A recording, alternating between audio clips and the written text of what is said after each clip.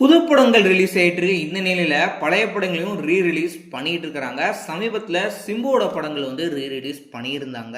இப்போ வேலண்டைன்ஸ் டே ஸ்பெஷலா என்னென்ன படங்கள் ரிலீஸ் பண்றாங்க அப்படின்னா, இந்த 3 முக்கியமான படத்துடைய இசையமைப்பாளர்கள் பயங்கரமா பேசப்படுற அளவுக்கு படத்துடைய இசையும் சரி பாடல்களும் பயங்கரமா ஹிட் இருக்கு அப்படின்னு சொல்லலாம். முதல்ல காதலர் தினம் 1999 வெளிவந்த படம். படத்தில் கவுண்டமணி டயானா அப்படின்னு சொல்லக்கூடிய அந்த ஒரு வசனம் பயங்கரமாக பேசப்பட்டுச்சு. குணல் சிங்கோட நடிப்பில் நல்ல ஒரு ஃபீல் குட் மூவியாக கதிர் டைரக்ஷனில் ரிலீஸ் ஆன படங்க. ஏஆர் ரஹ்மான் இந்த படத்துக்கு இசையமைச்சிருந்தார். அடுத்து 2001 ரிலீஸ் ஆன மின்னலே ஜிவி மோகனோட டைரக்ஷனில் மாதவன், ரீமா சின் அண்ட் அபாஸ் போன்றவங்களாம் நடிச்சிருந்தாங்க. படத்தில் பேக்ரவுண்ட் ஸ்கோர் அண்ட் பாடல் ஹிட்டான ஒரு காரணத்தினால்தான் படமே பயங்கரமா பேசப்பட்டுச்சு அப்படின்னு சொல்லலாம். அடுத்து 2002 சூர்யா த்ரிஷா நடிப்பில் வெளிவந்த மௌனம் பேசியதே அமீரோட டைரக்ஷனில் யுவன் சங்கர் ராஜோட இசை நல்ல ஒரு இனிமையாக பயங்கரமாக ப்ரெசென்ட் பண்ணியிருந்தார்.